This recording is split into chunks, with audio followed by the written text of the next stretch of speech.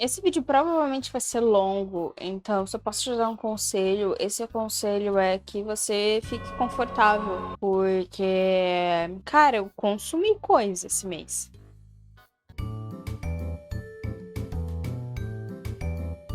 Olá pessoas, eu sou a Tainá e este é o Taí e este é mais um Lidos e Assistidos do mês, no caso, este é do mês de novembro. Como eu falei no início do vídeo, teve bastante coisa. Então, realmente, fiquem confortáveis. Realmente, peguem suas águas, porque vocês vão sentir sede. E quando a gente sente sede, a gente tem que beber água. A gente tem que beber água até quando a gente não sente sede. Esse é um lembrete pra mim, beber água. Pra quem não conhece esse vídeo eu falo de tudo aquilo que eu li, que eu assisti, que eu consumi, que enfim, tudo o que eu consumi de produção cultural no mês de novembro, no caso. Tudo aquilo que tiver uma resenha já, ou aqui, ou no Situação Crítica, eu não me aprofundo no assunto, no filme, no livro, na série, no nada, porque daí vocês vão ir lá assistir o vídeo que é dedicado àquele único conteúdo. Eu falo assim muito por cima da minha opinião, sem me aprofundar muito, que aí eu obrigo vocês a assistirem o outro vídeo lá. Entendeu, né? Pra quem é novo, tá explicado. É isso. Como sempre, vamos começar pelas séries. Não sei se vocês lembram, mas no último Assistidos, eu mencionei que eu tava assistindo as séries do universo de Talking Dead, né? Pra quem tá aqui há muito tempo, sabe? Eu sou muito fã de Talking Dead. É uma das minhas produções eu falo em geral, quadrinho, livro, série. É uma das minhas produções, histórias sobre zumbis preferidas, talvez seja a minha preferida de todos os tempos. Como eu tô com muita saudade de consumir algum conteúdo sobre zumbis, especificamente sobre zumbis, eu comecei a assistir todas as séries do universo de Talking Dead. Eu já tinha assistido lá mês passado o Talking Dead Dead City, que é o Talking Dead lá com o Negan e com a Meg. Aí eu falei que eu tinha começado a assistir o Talking Dead Daryl Dixon, que vai acompanhado aí só o Daryl Dixon. Pra quem não sabe, o Daryl não existe na história original, né? Ele foi uma inclusão da série, né? Da série principal de Talking Dead, mas ele não existe no HQ. E ele fez muito sucesso, porque o Daryl, ele é um ótimo personagem, certo? Eu sinto que ele deu uma decaída ao longo da série, principalmente depois que o Rick saiu da série, né, e tal, depois que o ator que faz o Rick tirou um tempo de férias, e aí o Rick ficou desaparecido. Eu senti que o Daryl deu uma decaída, por mais que ele tenha meio que se tornado o líder da gangue, meio que, tipo, se tornado meio que o personagem principal, sabe? Porque é ele que fica com a guarda dos filhos do Rick e da Michonne. Enfim, a série de Talking Dead do Daryl Dixon, ela é criada pelo David Zebel, que é um terceiro criador completamente diferente das outras, que a gente já tinha consumido até aqui. Mas ela vai acompanhar o Daryl tentando descobrir como é que ele chegou na França. Então, o Daryl já não tá mais nem nos Estados Unidos, nem próximo a Alexandria, nem próximo a lugar nenhum. Ele tá lá na França. Ele foi parar na França e ele tá tentando descobrir por que ele foi parar na França. Certo? E a gente vai acompanhar o Daryl aí, né? Toda essa treta. Porque logo no final de Talking Dead, ele sai, né? Ele sai dali da comunidade onde eles estão vivendo, ele deixa as crianças com a Carol e tal, e vai embora. O que acontece? Na França, a gente tem coisas muito interessantes, né? Como a gente tem em Dead City, também a gente tem algumas questões interessantes. Como em Dead City, eu acho que eu não comentei no vídeo passado, mas eles estão tentando criar algum tipo de combustível, assim, com os próprios zumbis, assim, né, e tal. Com o gás que eles soltam durante a decomposição. Em Dead City, a gente vai ver uma coisa um pouco semelhante, né? A gente vai ver que eles também estão tentando fazer certas experiências com os zumbis, né? Eles estão até realmente fazendo eles se transformarem em mais agressivos e mais fortes. Tem zumbis que são ácidos, né? Que se você toca nele, ele te queima com ácido e várias dessas coisas, assim. Só que o grande plano central da série é basicamente o Daryl tendo que levar uma criança de um local ao outro, ok? Pra tentar conseguir um barco pra voltar para os Estados Unidos. O que acontece é que essa criança é insuportável. Entendeu? Essa criança é uma criança extremamente merdeira. que só faz merda, que não sabe obedecer. E aí ele se envolve lá com uma freira, que é uma freira que também é uma insuportável, sabe? A única coisa de bom que tem nessa série é que eu acho que a gente consegue ver um pouquinho mais de novo do Daryl até um certo ponto. Porque também tenta me enfiar um par romântico pro Daryl, que é essa desgraçada dessa freira. Uma das coisas ótimas que o Daryl tinha e que era ótima do personagem é que ele é um lobo solitário, é que ele não tem par romântico, é que ele meio que tá nem aí pra grupos, né? Quem fez ele se importar com as pessoas foi o Rick e a Carol. São as únicas, na verdade, duas pessoas que o Daryl realmente se importa, né? Porque o Rick é meio que um irmão pra ele e a Carol se tornou quase que uma mãe, né? Então, ele se importa muito com essas duas pessoas. Mas ele meio que não se importa com o resto das pessoas, sabe? Ele tá nem aí. Ele sempre vai ficar do lado do Rick, ele sempre vai ficar do lado da Carol, sempre vai fazer de tudo pra salvar aqueles dois. Mas ele nunca teve, de fato, ele teve em uma temporada um interesse romântico, um par romântico que foi muito interessante, sabe? Mas o Daryl com um par romântico não é uma coisa que a gente quer muito assistir. Sei lá, eu não queria ver isso. Eu tava um pouco me nichando. E aí ele se apaixona por essa mulher, assim. Ele começa a fazer de tudo por ela, sabe? Coisas que, tipo, ele nunca faria. Tomar atitudes que ele nunca tomaria antes. E isso, pra mim, destoa muito do personagem. E, sei lá, eu não gostei. Eu gostei da série porque era o Daryl Dixon. E porque a gente viu, sei lá, uma nova perspectiva daquele apocalipse, entendeu? É interessante a gente ver como se desenvolveu as coisas em um outro país que está fora dos Estados Unidos. É interessante ver isso. Entretanto, contudo, todavia, tô nem aí pra aquela freira. Tô nem aí pra aquela criança, sabe? Tô nem aí, realmente, realmente. A minha nota para esta série foi: eu queria que 90% do casting morresse. Essa é a minha nota. Eu não tenho estrelas para dar. Eu só tenho isso para dizer. Eu queria que 90% do casting morresse. Ponto final. Acho que a única pessoa que eu não queria que morresse era o cara dos pombos e o Daryl. Acabou. O resto, tô nem aí. Na verdade, tem um outro cara lá que é meio que um chefe, digamos assim, que ele foi bem foda, ele tomou uma atitude bem foda, gostei dele. Mas o resto, gostaria que morresse. A maioria deles não morreu. Infelizmente. Mas estamos aí, né? Vai ter segunda temporada. Na verdade, já teve segunda temporada. Ainda não saiu aqui no Brasil, né? Porque aqui no Brasil tá saindo, se não me engano, pela Prime. Ou pelo menos foi pela Prime que eu assisti. Então a segunda temporada ainda não saiu. Sei que na segunda temporada teremos Carol. Carol vai aparecer. Entendeu? Também sabemos que provavelmente o Daryl vai descobrir que o Rick voltou. E quero muito ver, então, a segunda temporada. Simplesmente por causa desses dois motivos, sabe? Mas o resto, eu realmente não queria. Até porque o Daryl tava pronto pra entrar no barco e voltar para os Estados Unidos. E a desgraça daquela criança apareceu e impediu ele. Aí eu fiquei realmente muito puta. Muito puta. Esse foi o final da série. Mas enfim. Enfim, a nota é: gostaria que metade do casting tivesse morrido. Assistam, se vocês gostam de The Walking Dead. Meio que valeu a pena no final das contas. Só realmente insuportável os personagens. A segunda série que eu assisti esse mês foi From, ou Origem, em português. É que se você botar Origem, aparece várias coisas com o nome em Origem, né? Então meio que facilita muito mais você pesquisar pelo nome em inglês, que é From. Eu assisti a primeira e a segunda temporada. Eu sei que já tem uma terceira, mas a terceira também não chegou no Brasil ainda. Essa tá lá na Globoplay. A terceira temporada ainda não tá por lá, né? E não tem previsão de entrar.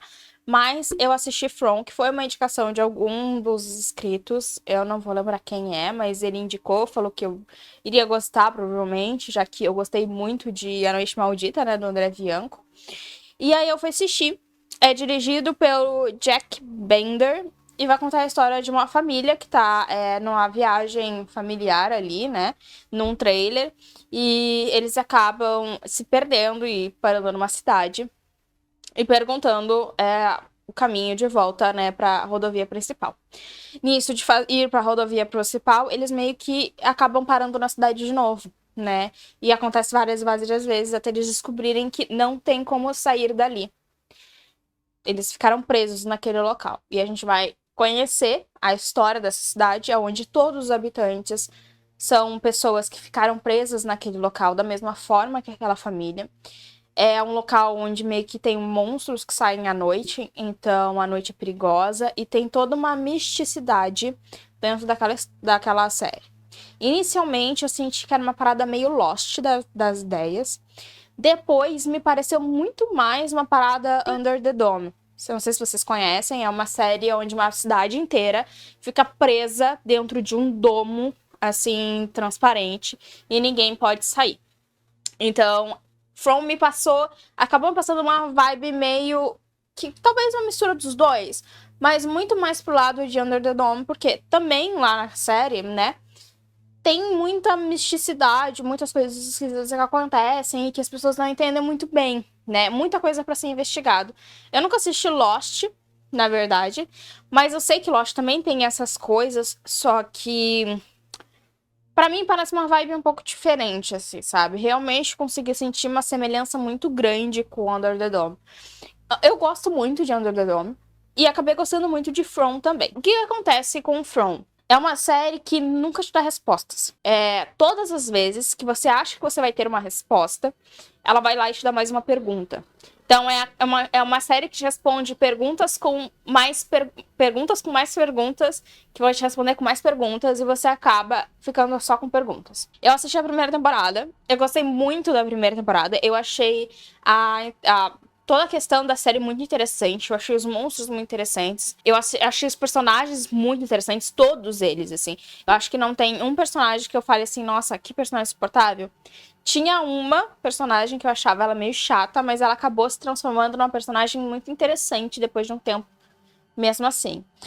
Então, a primeira temporada meio que nos situa dentro daquele universo. A gente meio que entende como a cidade, como os monstros, como as coisas funcionam junto com aquela família. A segunda temporada, a gente começa a ter uma investigação maior, né? Porque a família não se contenta em ficar presa ali, né? Outras coisas começam a acontecer. E aí eles começam a investigar, a tentar sair, a descobrir coisas. E é aí que as perguntas são respondidas com mais perguntas. É muito interessante. Eu achei o final da segunda temporada... Eu fiquei meio dividida, assim. Eu não sei se eu gostei ou se eu não gostei. Porque eu lembro que Underdome fez uma parada meio parecida no final de alguma das temporadas também. E acabou não levando pra um lugar interessante. Então eu tenho um pouco de medo que isso aconteça aqui com o From também. Mas eu tô muito ansiosa pra assistir essa terceira temporada. E se você gosta de mistério, se você assistiu Under the Dome, ou se você assistiu Lost, se você gosta dessa parada assim, que é uma série que não te dá realmente as respostas, que você sempre fica se questionando, que as coisas são muito esquisitas, que tem muito suspense e tal, eu te recomendo fortemente From. A recomendação da pessoa que me recomendou foi muito boa.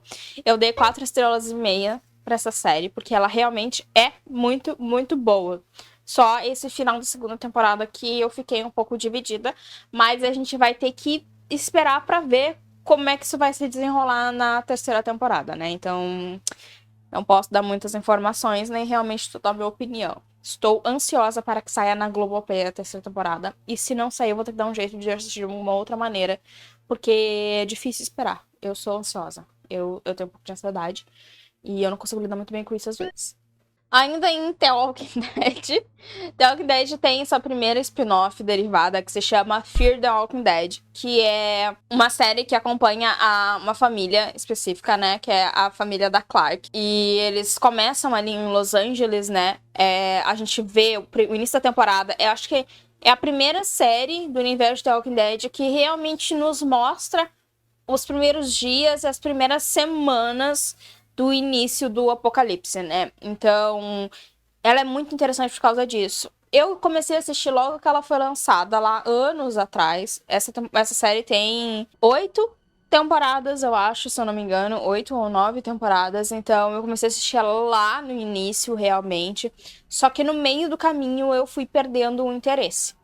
Eu gostava muito dela, porque eu achava a Clark e o Nick muito interessantes, né? A Clark é a mãe, o Nick é um dos filhos dela. Eu achava os dois muito interessantes. E era muito legal de assistir, só que eu acho que eles começaram a entrar na mesma pira de The Walking Dead, de não ter história pra contar, de fato, mas também não querer acabar com a série, porque, bom, tá dando dinheiro.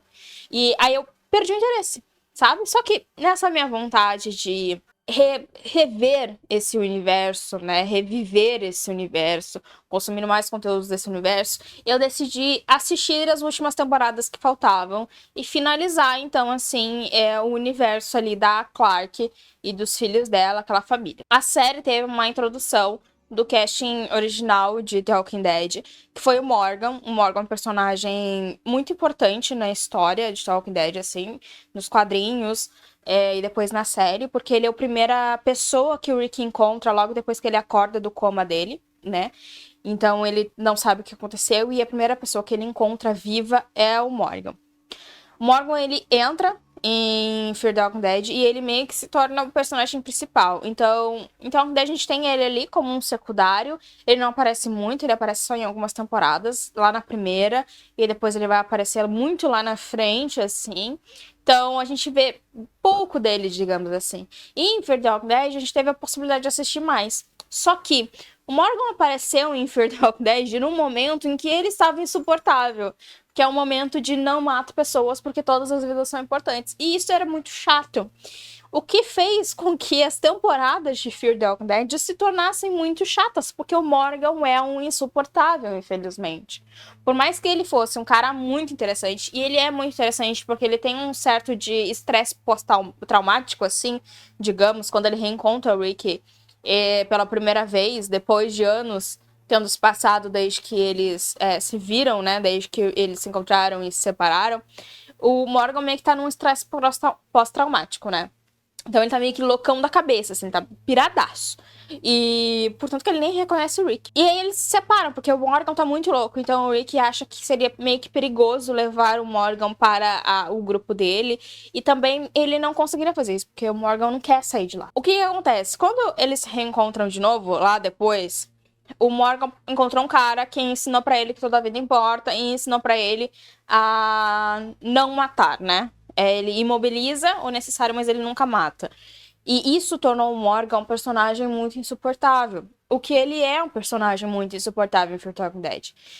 Lá em Fear the Walking Dead, ele até tem momentos em que ele desiste dessa ideia, e aí ele acaba voltando pra essa ideia, e aí ele desiste dessa ideia, e aí ele volta pra essa ideia, e aí fica nessa vai e vem, sabe? E aí ele tem um par romântico, e aí depois ele tem uma filha. Eu acho que a única coisa que eu tirei de bom, no final de contas, de Fear the Walking Dead é que vai aparecer lá um personagem que também é muito interessante de The Walking Dead, um outro personagem, que é o Duane. O Duane, ele era um dos seguidores do Negan, né? Ele era do santuário, né? E ele é o cara que tem a cara toda queimada, assim, porque o Negan queimou a cara dele. E o Duane acaba aparecendo. É Duane o nome dele? Eu não sei se é Duane agora, não. O editor vai botar aí na tela, porque eu acho que eu não é Duane. Tô me confundindo. O Dwight. É Dwight? O editor vai botar aí na tela. Mas enfim, ele aparece lá em Fear the Walking Dead. E ele é muito interessante, mas também ele acaba se tornando muito chato. Enfim, é tudo muito chato aqui. Eu terminei porque eu realmente queria ver como terminava. Porque eu recebi alguns spoilers e eu queria saber como é que eles iam enfiar. Como desgraçamente eles iam enfiar aquela treta ali no meio, que não tinha nada a ver. É uma parada assim que não é proposta pro universo de Walking Dead, não faz sentido ter, mas enfim, eu queria ver como é que eles iriam enfiar. Teve uma parada interessante que ele foi mais explorada, que eles botaram um grupo de uma seita realmente, que acabou conseguindo acesso a armas nucleares. Então, essa treta é muito interessante, mas eles exploraram mal. Portanto, a minha nota para Fear the Walking Dead é um grande triste, porque realmente tinha muito potencial. A primeira temporada tinha muito potencial. Essa ideia de botar uma seita com acesso a armas nucleares, muito interessante. Tudo muito mal explorado. Todos os personagens interessantes mal explorados ou mortos. E é triste. É triste. É realmente muito triste ver o que acabaram fazendo com The Walking Dead, né? É realmente muito triste. Eu não sei porque eu continuo assistindo, mas eu continuo assistindo e eu vou continuar assistindo. Porque talvez seja uma necessidade de nostalgia, uma certa esperança de que os velhos tempos, os tempos de ouro voltem. O que talvez não vá acontecer, eu saiba que não vai, mas a esperança é o último que morre. Esse mês a gente teve uma grande estreia no sentido de séries. E é óbvio que eu assisti, porque eu amei a primeira temporada, né? E eu estou falando de Arcane, segunda temporada de Arcane, que lançou na Netflix esse mês. E a gente vai acompanhar aí as consequências do último ato da primeira temporada que a Jinx teve, né?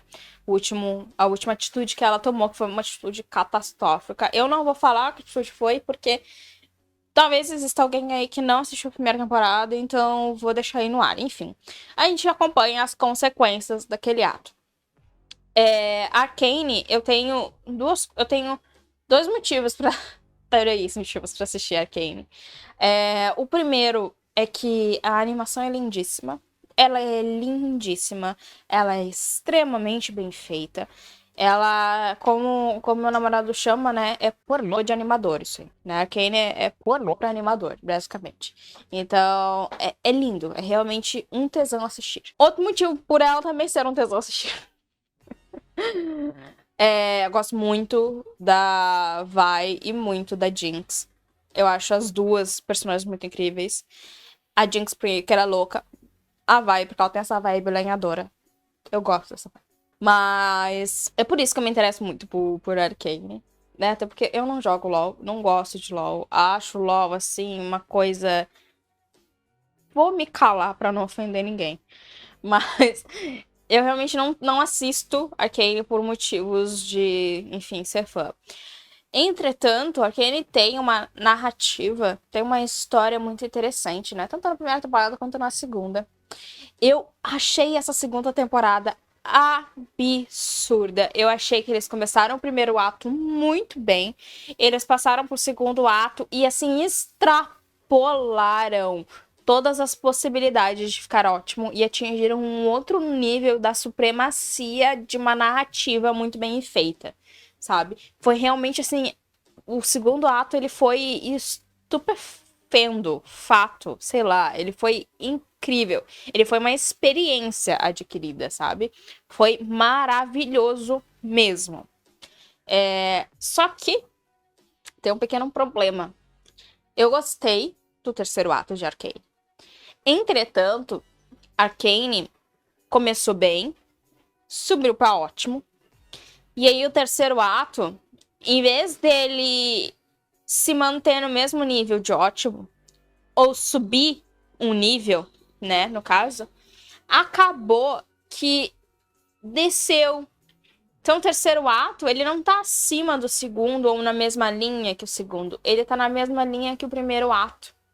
Então a gente tem, tipo, uma curva, assim, que não é legal de se ter dentro de uma narrativa, não é mesmo?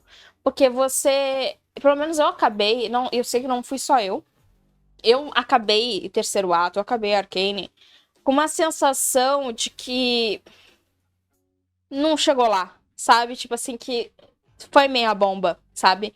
Que tava bom, mas não atingiu o ápice que deveria ter atingido. E isso me entristeceu um pouco, portanto que quando a série acabou, quando os últimos minutos acabaram, meio que rolou um silêncio, assim. Eu assisti em cálculos, meus amigos. E meio que rolou um silêncio, porque eu acho que a gente tava, assim, impactado por algumas coisas, por algumas escolhas, algumas atitudes. Tava todo mundo... gostou da experiência, mas eu acho que ninguém tinha alguma coisa de fato pra falar, porque não sei, talvez todo mundo meio que tenha sentido esse mesmo sentimento de foi bom, mas eu não gozei.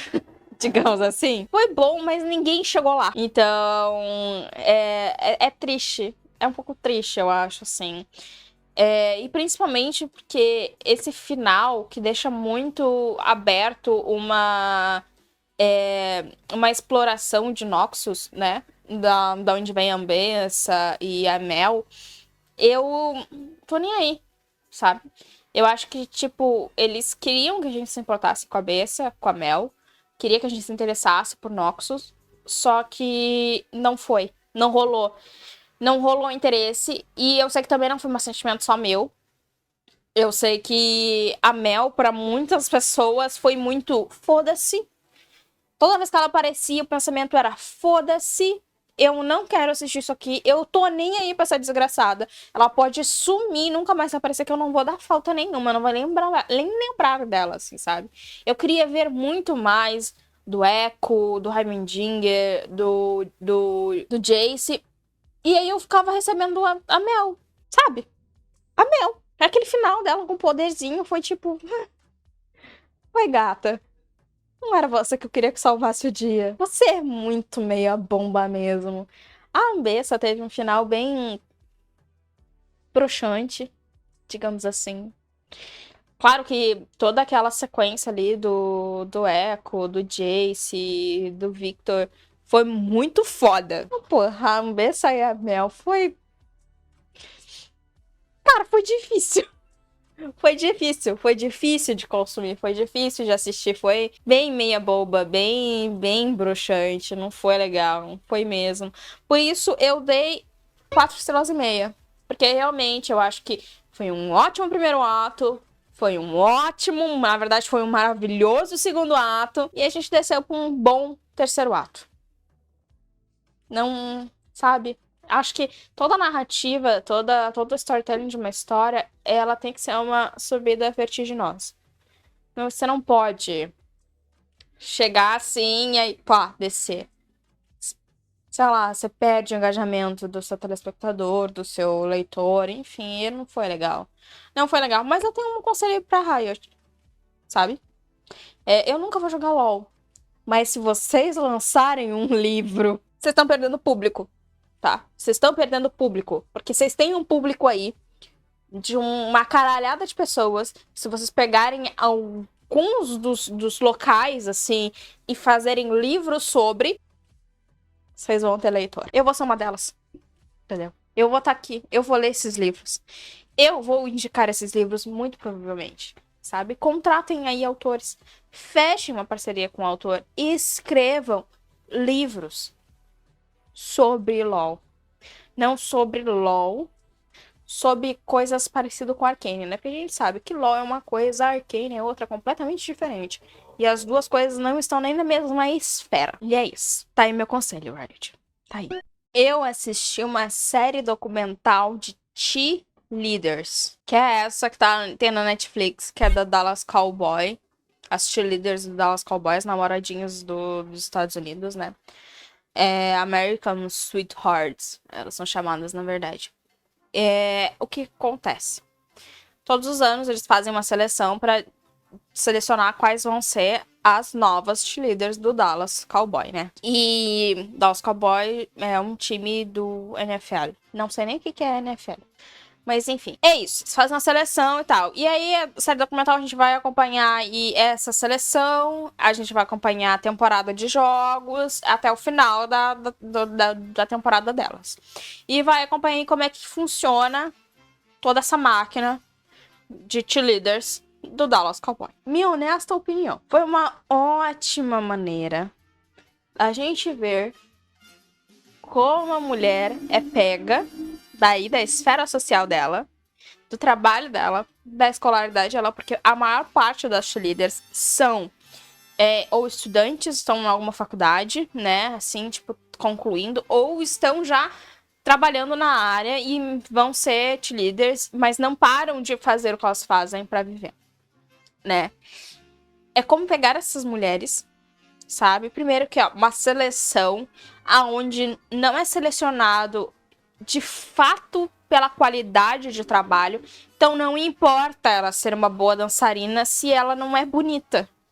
E bonita, a gente tá falando aqui de bonita, padrão bonita. Não bonita só. Tem que ser padrão bonita. Se não for padrão bonita, ela não é selecionada. Ela pode ser uma incrível dançarina, ela não vai ser selecionada. Se ela tiver um nariz que não encaixa direito no rosto dela, sabe? Se o sorriso dela não é bonito, essas coisas, se o peito dela é grande demais, se, sei lá, as coisas não são muito proporcionais, se ela não é gostosa para os olhos masculinos, ela não é selecionada, independente de quão bem ela dança. Enfim, é mostrado perfeitamente como pegar uma mulher e transformar ela num produto de objeto sexual. Porque é isso que elas são. E é incrível como eles tentam nos convencer ao longo da série inteira de que não é assim. Elas são mal pagas. elas são escolhidas a dedo, não por seu talento, e sim pela sua beleza, porque talento não é tudo, então de novo, falar para a mulher da sociedade que, bom, talento não é tudo, você precisa ser bonita acima de tudo, né? Foda-se seu talento. Porque se você pode ter mais talento que a fulaninha do lado, se ela for mais bonita com você, foda-se que ela tem menos talento que você. Ela vai ser escolhida no seu lugar. Então, elas são mal pagas, elas são escolhidas dessa forma extremamente grotesca, e elas são transformadas em objetos para se colocar ali no campo e para se ter homens olhando para elas. E é isso. É basicamente isso. E o bagulho foi uma série documental feita para nos convencer do contrário. Mas ela só comprova esse fato. Eu achei muito engraçado. Eu achei muito curioso mesmo, de que eles não conseguiram me convencer em nenhum momento. Em nenhum momento. Cada episódio eu ficava mais... Meu Deus. Caraca. Sim, porque perguntaram pra uma delas assim... quanto é que você ganha por mês? Né? Trabalhando como... Como é que você ganha por ano? Quanto você ganha por ano trabalhando como cheerleader? E aí uma delas respondeu... eu não vou falar valores... Mas eu ganho mais ou menos o que uma atendente de McDonald's ganha.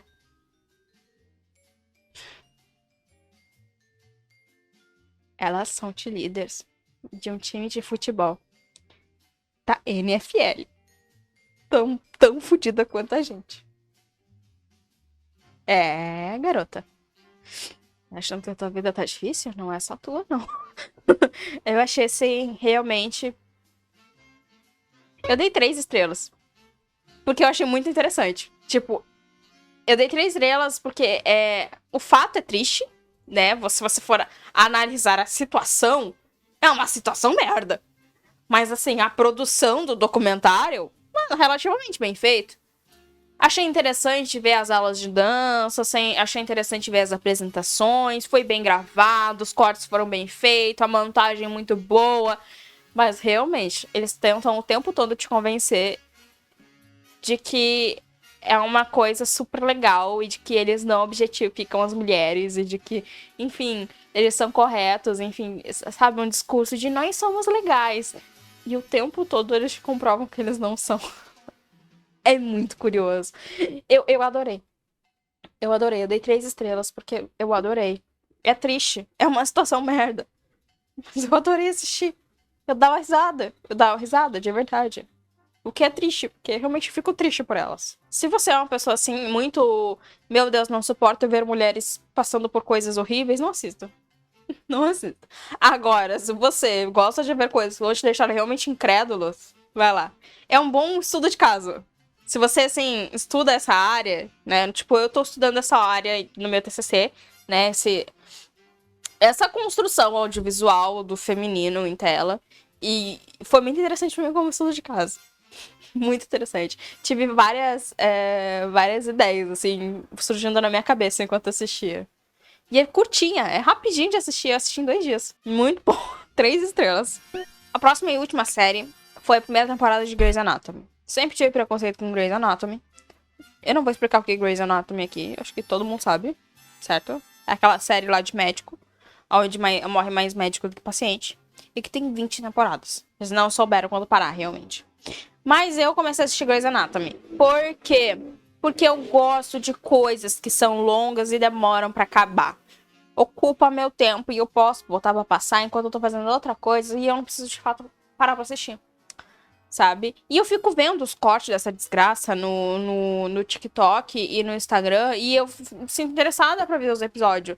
Depois eu quero ver como é que resolveram aquele caso, sabe? Eu quero ver. Então eu fui assistir. Eu assisti a primeira temporada agora, em novembro. Eu acho que é interessante os casos, sabe? Os pacientes, os problemas, as cirurgias. Eu não achei tão interessante assim os personagens. E não tenho muito pra falar, porque foi só a primeira temporada. Eu terminei já a segunda, mas a segunda vai entrar no mês que vem só. Dito isso, eu dei 3 estrelas e meia. Porque realmente é muito interessante você ver o hospital. Quando sai do hospital e entra numa esfera pessoal, já não achei tão interessante assim. Sabe, já, porra, aquele problema ali, marriage versus shepherds, plural, não é muito interessante não. Mas enfim, 3,5. Assisti a segunda temporada, é um pouquinho melhor, só vou dizer isso. Só vendo a terceira, que eu vou continuar vendo, vou terminar de assistir. Mas, é isso. Eu entendi o hype de assistir a parada do hospital. O que te instiga a assistir mais um episódio. Eu entendi o que te instiga. Só não entendi ainda o que os personagens têm de tão incríveis, assim. Eu acho que os personagens secundários, terciários, são mais interessantes do que os principais. Achei os principais bem meia boca. Agora em filmes. E em filmes a gente vai ter mais uma produção de zumbis. Porque eu amo essa temática. Mas dessa vez foi um lançamento da Prime Video, que foi Apocalipse Z, o começo do fim, eu acho. É o primeiro tá adaptando o primeiro livro dessa saga literária, se chamada Apocalipse Z, né? O livro foi escrito pelo Manel Loureiro. E o diretor do filme foi o Carles Torrens. Não sei. O que acontece? Uma doença, né, parecida com a raiva, teve uma mutação aí e se espalhou ao longo do mundo, foi infectando. A infecção saiu de controle, não conseguiram controlar. E aí a gente vai acompanhar um cara, que é o Manel, se eu não me engano.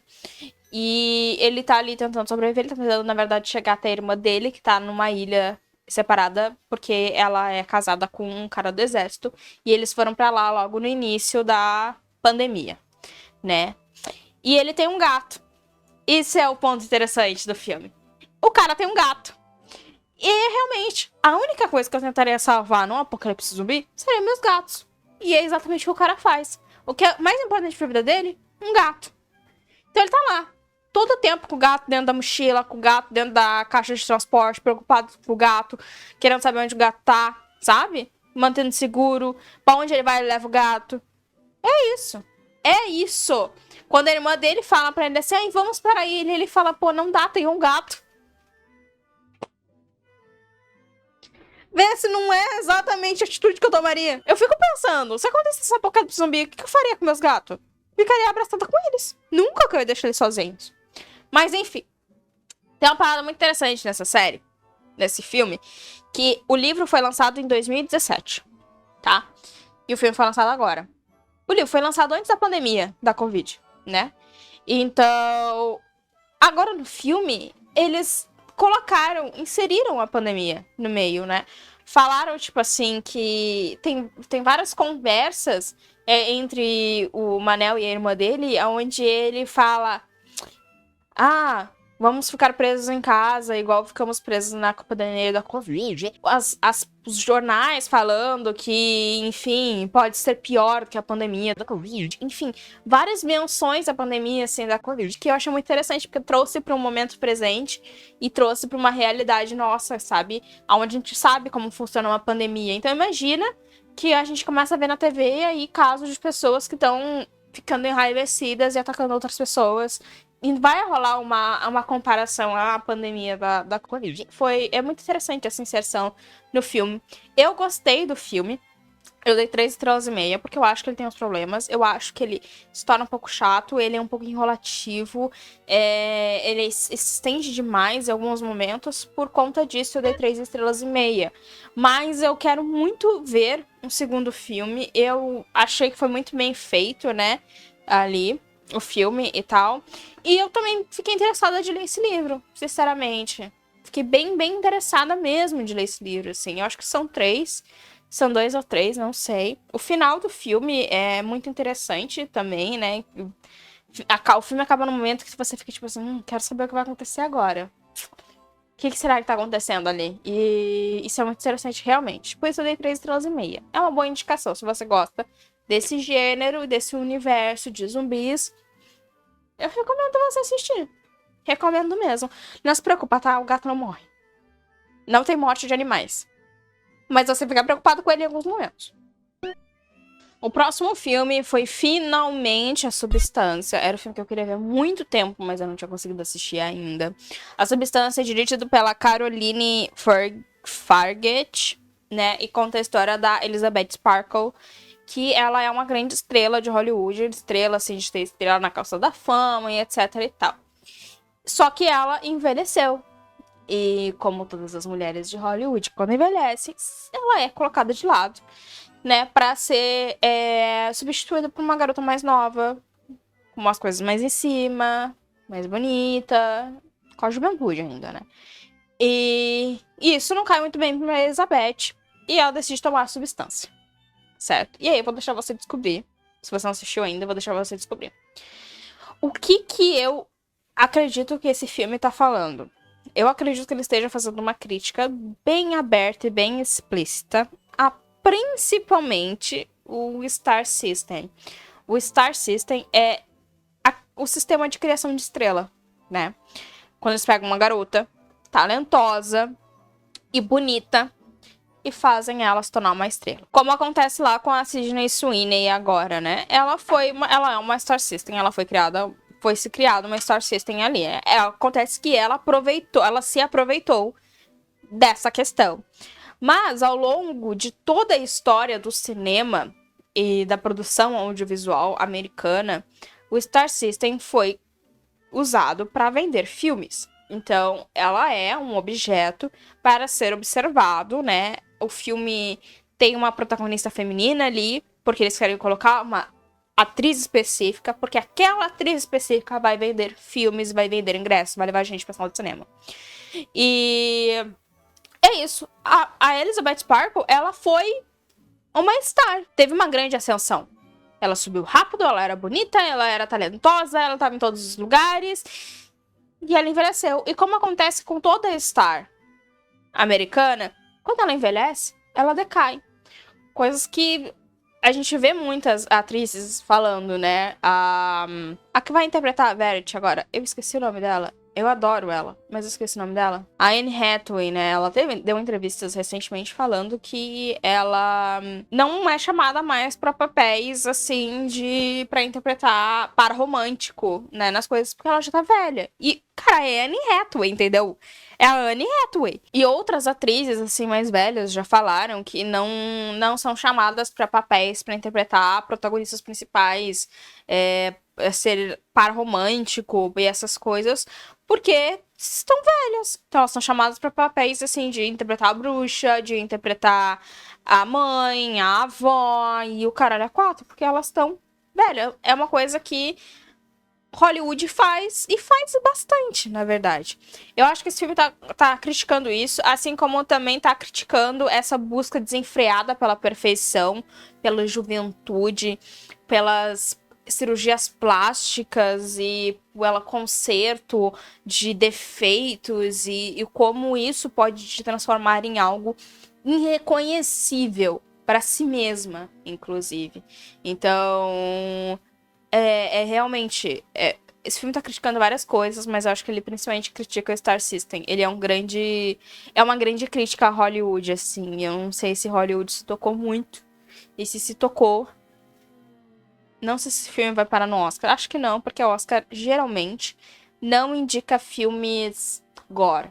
Filmes de terror, assim, não indica essas paradas, sabe? Portanto, que Hereditário não foi indicado a porra nenhuma, né? E merecia ser indicado. Porque, sei lá, o Oscar tem preconceito, né? Eu dei 4,5 estrelas para esse filme.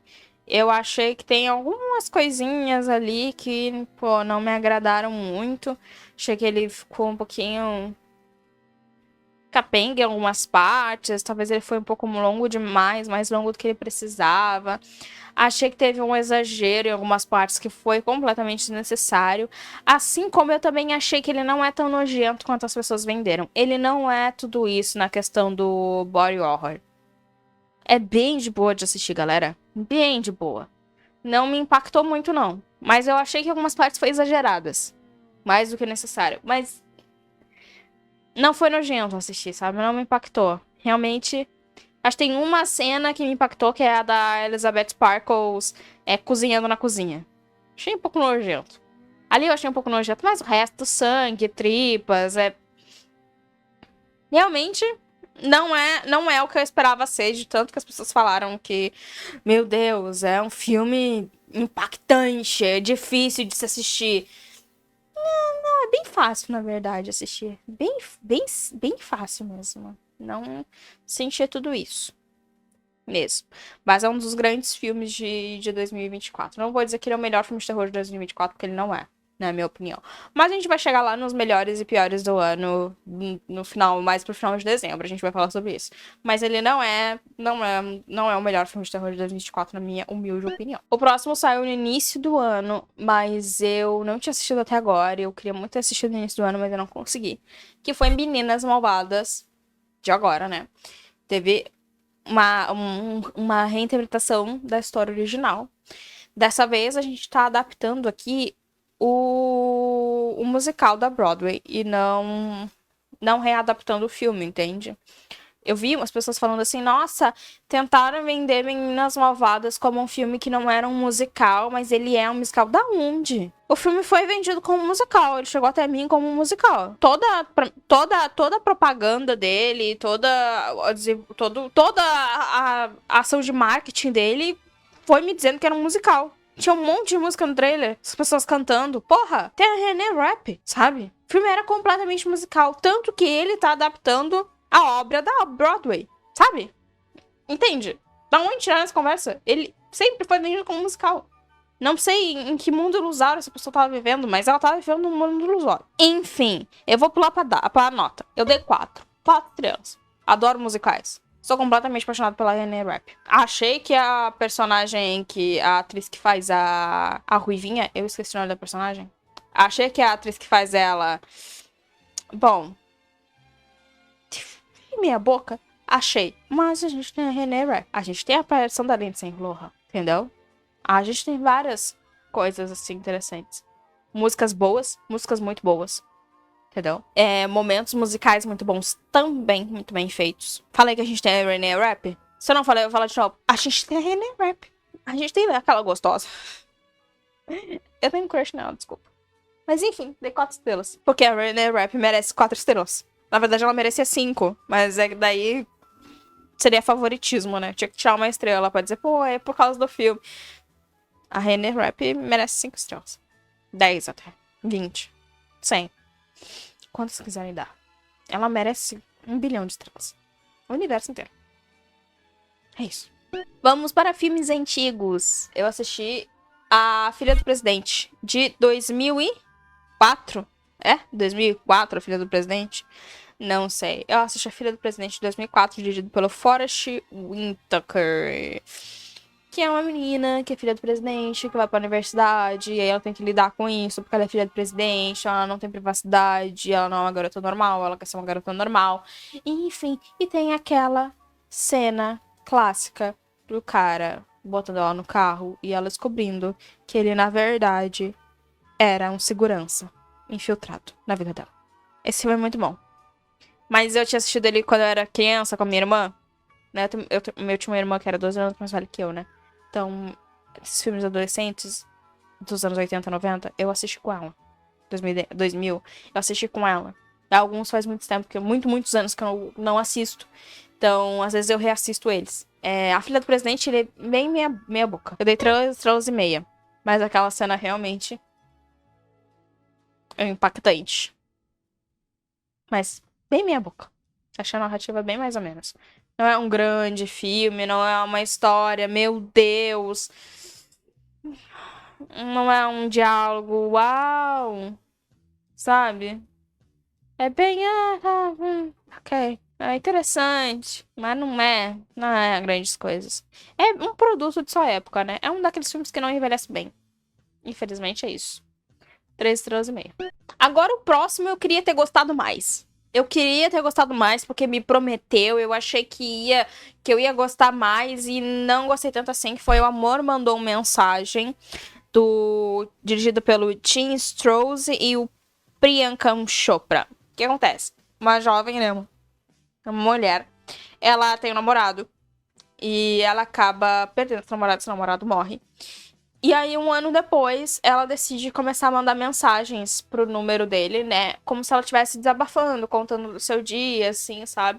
E tal. Só que existe um novo dono pra esse número. Sabe quando o número não é mais usado e ele é repassado pra frente pra uma outra pessoa? Acontece muito isso. É o que aconteceu com o número do namorado dela. Então, um outro cara começa a receber. E esse outro cara se apaixona por ela através das mensagens que ela manda pro namorado morto, né? E tal. E ele vai atrás dela, querendo saber quem ela é. Ele meio que, tipo, começa assim a frequentar o local esperando que ela apareça, porque ela comenta que ela vai ir, e aí, só que ele não sabe o dia que ela vai ir, então ele vai todos os dias pra ópera e fica esperando ela lá aparecer. E quando ela aparece, ele sabe que é ela. Porque, enfim, ele já tem uma certa noção de quem seja. É um filme com a Celine Dion, então tem muitas músicas da Celine Dion. Só que o cara que faz o protagonista, o par romântico, ele não é muito cativante. Ele não é muito interessante. E a história gira muito em torno dele. Tipo, a gente tem muito mais dele do que dela em tela. E isso fez com que o filme não ficasse tão bom quanto ele poderia ter sido. Então eu gostaria de ter gostado mais. Eu dei 3 estrelas e meia. Mas eu cantei todas as músicas da Celine Dion. Foi um passatempo interessante. Perceber que eu conhecia mais músicas da Celine Dion do que eu sabia que eu conhecia. Tá na Prime, caso alguém queira assistir. É um filmezinho de romance. Interessante. Tem uma premissa boa, a protagonista é boa, os personagens secundários são bons. Só o par romântico dela que não é muito bom, não. Eu acho que o ator dele, ai, sei lá. Meu problema foi com o ator. Realmente foi com o ator o problema. O último filme do mês foi um dos filmes mais impactantes do ano. Foi um dos melhores filmes do ano. Foi um filme incrível. Fui no cinema assistir. Saí do cinema assim, extasiada. Não sabendo o que falar. Me faltavam palavras. Que foi Ainda Estou Aqui, do Walter Salles.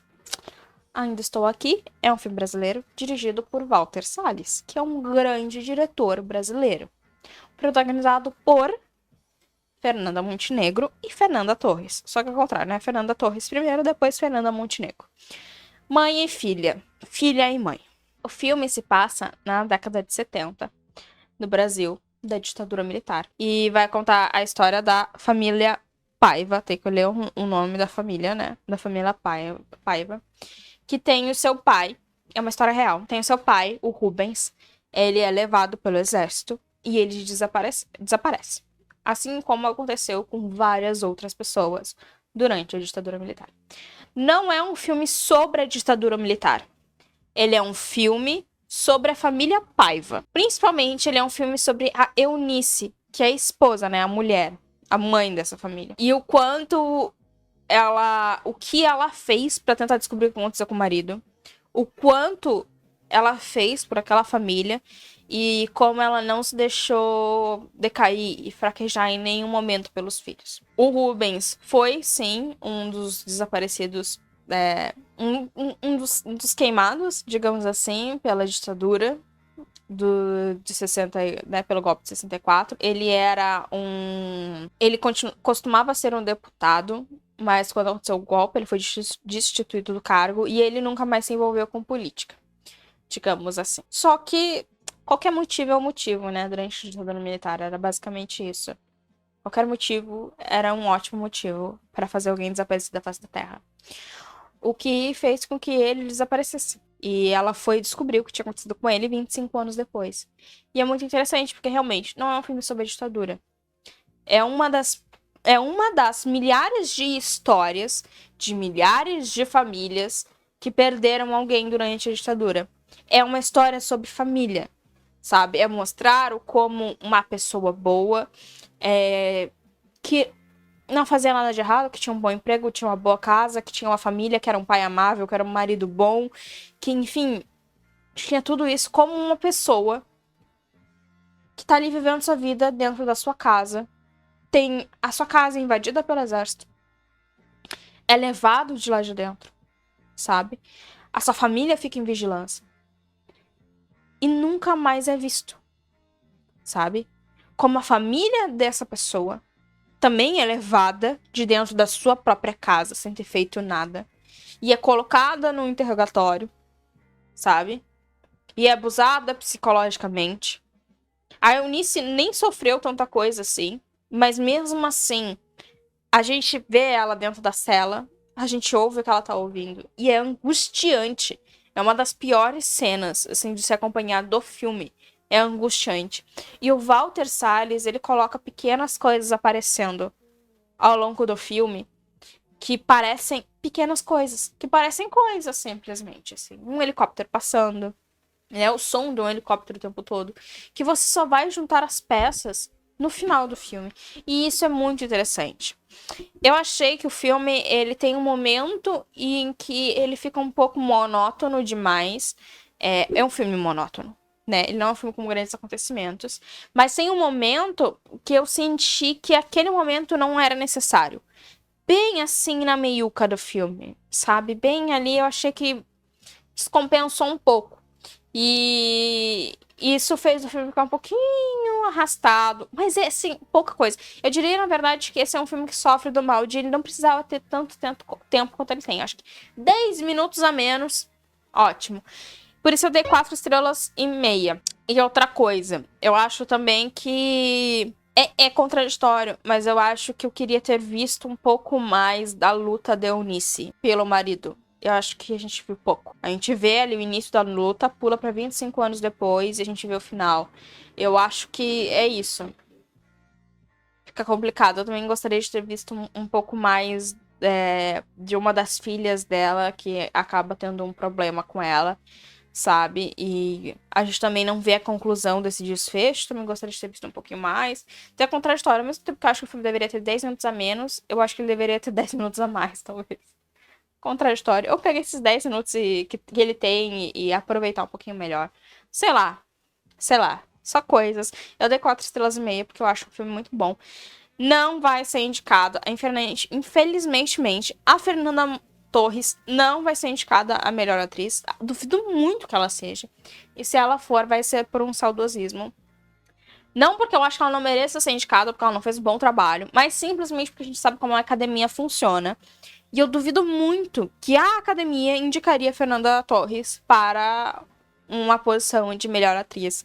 Assim como eu duvido muito que a academia indique Ainda Estou Aqui, que é o nome do filme. Eu acho que eu não sei se eu falei o nome do filme. Eu acho muito difícil que a academia indique Ainda Estou Aqui para qualquer outra categoria que não seja a categoria de melhor filme internacional. Eu acho que isso é o máximo que a gente vai conseguir. E não sei se a gente leva um Oscar. Eu não vi nenhum dos outros filmes que provavelmente vão ser indicados a melhor filme internacional para poder falar se a gente leva ou não. Precisaria analisar melhor os outros filmes antes. Mas é isso. Se a gente levar um Oscar, se a Fernanda Torres levar um Oscar como melhor atriz, vai estar sendo por saudosismo da academia e não porque eles acham que ela é merecedora. E, assim, não vou reclamar se ela levar, tá? Mesmo que seja por saudosismo. Mas só falando pra vocês que eu não acredito que ela vai ser indicada. Por conta disso. Porque eu não acho que a academia indicaria a Fernanda Torres para essa categoria especificamente. Por mais que ela mereça. Mas é aquilo. A gente tem muitos filmes com atuações. Muitos filmes brasileiros com atuações muito superiores que não foram indicados a essas categorias, entendeu? A Fernanda Torres ser indicada seria muito por saudosismo. Porque realmente não tá. Não é. É um ótimo filme, mas não é a melhor atuação brasileira. Entendeu? De todos os tempos, digamos assim. Mas é um ótimo filme de fato. De fato. É como quando o Leonardo DiCaprio foi indicado lá e ganhou o prêmio de melhor ator, sabe? Foi uma boa atuação, mas não foi a melhor atuação do Leonardo DiCaprio da vida dele. É basicamente isso. É essa mesma categoria, sabe? Uma boa atuação foi uma ótima atuação, foi um ótimo filme, mas não foi a melhor atuação. Então, não sei se... Já que a academia não indicou nenhum dos outros filmes, sabe? Nenhuma das outras atrizes em outros filmes brasileiros, outros atores brasileiros que tiveram atuações esplêndidas. Duvido muito que a Fernanda Torres vá ser indicada. Não que ela não esteja bem, porque ela está. Só não é a melhor de todas. Entendeu? É essa a comparação. Enfim, de filmes foram isso. De livros, eu li 3 livros. Um deles foi A Deriva, que tem resenha aqui. Não vou comentar, vai lá assistir. Um beijo. Próximo. Eu li um livro que é um livro de poesia, que é Não Pise no Meu Vazio, da Ana Sui. Dei 3,5 estrelas. É um livro de poesia. É um livro sobre vazios. Vazios que a gente sente, vazios que a gente tem dentro da gente. Vazios que podem ser positivos, negativos. Vazios que a gente pode preencher ou vazios que só esvaziam, né? O vazio é separado por o que esvazia, o que preenche e alguma outra coisa, alguma outra parte lá. Eu não lembro agora qual é a terceira parte. Mas é dividido nessas 3 partes. É um bom livro psicanalítico. Estou lendo, quer dizer, li ele para terapia. Eu dei 3,5 estrelas porque eu achei alguns dos poemas meio fora de tom. Eu achei que tem umas coisas perdidas ali no meio, sei lá, eu acho que talvez eu não entendi porque não falou com o meu vazio, aí vou entrar numa conversa psicanalítica, e não faz sentido, enfim. Alguns poemas não impactaram os meus vazios, digamos assim. Mas a Ana Sui, ela é uma ótima escritora, ela sempre trabalha essa área mais psicanalítica da escrita, né? A escrita para ela é terapêutica. A minha psicóloga fala muito isso sobre escrita terapêutica também. Então, achei muito interessante. Eu acho que eu vou ler mais da Ana Sui, provavelmente. E é isso. E aí, por último, eu li um livro pequeno para o meu TCC, que se chama O que é Cinema, do Jean-Claude Bernadette, que ele fala sobre o cinema, sobre a história do cinema e sobre a máquina do cinema numa esfera política e não numa esfera de os irmãos Lumière criaram o cinema quando fizeram a primeira apresentação de cinema nas ruas de Paris lá em 1895. Não. Ele até comenta sobre isso, mas ele fala sobre a máquina do cinema numa esfera política, sobre para que o cinema foi criado, com que intenção o cinema foi criado e como ele foi empregado durante anos e anos e anos e anos. E como a gente pode fazer para mudar essa característica e mudar essa visão, essa percepção do cinema. Como os olhares e as perspectivas dentro do cinema funcionam. Muito interessante, muito interessante. Eu dei 4 estrelas, mas eu acho que ele se perde em algum ponto ali. Eu acho que ele começa a introduzir e a falar de cinema soviético como uma possibilidade de modificação. Ele entra muito mais na discussão de vamos mudar essa perspectiva, destruindo isso que existe e construindo algo novo, que é uma perspectiva que eu discordo. Eu concordo muito mais com a perspectiva lá da Laura Mulvey, quando ela fala sobre o cinema feminista, e ela diz que é impossível a gente destruir esse cinema patriarcal e querer construir um cinema feminista em cima, porque não dá para construir nada a partir do nada. Então, não dá, não é uma substituição. Dá para criar contrapontos. Não dá para substituir. Por isso eu dei 4 estrelas. Acho muito interessante. Se você se interessa por cinema numa esfera política, eu recomendo. Se você se interessa por cinema numa esfera feminista, recomendo Laura Mulvey. Se você se interessa por psicanálise, recomendo Ana Sui. E se você se interessa por livros de fantasia brasileiros, te recomendo André Bianco. Se você for comprar qualquer um desses livros, compra pelo meu link da Amazon, que tá aqui no primeiro comentário fixado. Também se inscreve nesse canal, caso você não seja inscrito. Eu quero muito chegar a 3.000 inscritos antes do final do ano. Estamos em dezembro. O tempo tá acabando. Por favor, me ajuda. Então se inscreve nesse canal, curta esse vídeo pra que o YouTube entenda que é um bom vídeo e recomende para outras pessoas. Compartilhe o vídeo com outras pessoas que não me conhecem, que você acha que deve me conhecer. Compartilha no Twitter, no Threads, no TikTok, no Instagram, no grupo da família. Compartilha no meu canal. Eu quero muito bater 3.000 inscritos antes do final deste ano. Minhas redes sociais estão aqui na tela, também estão aqui na descrição. Você pode me seguir por lá, porque é muito interessante que você me siga para que as marcas fechem parcerias comigo, porque elas dão muito mais valor para números no Instagram do que números no YouTube. Por favor. E, bom, é isso. Eu te vejo depois. Um beijo e tchau.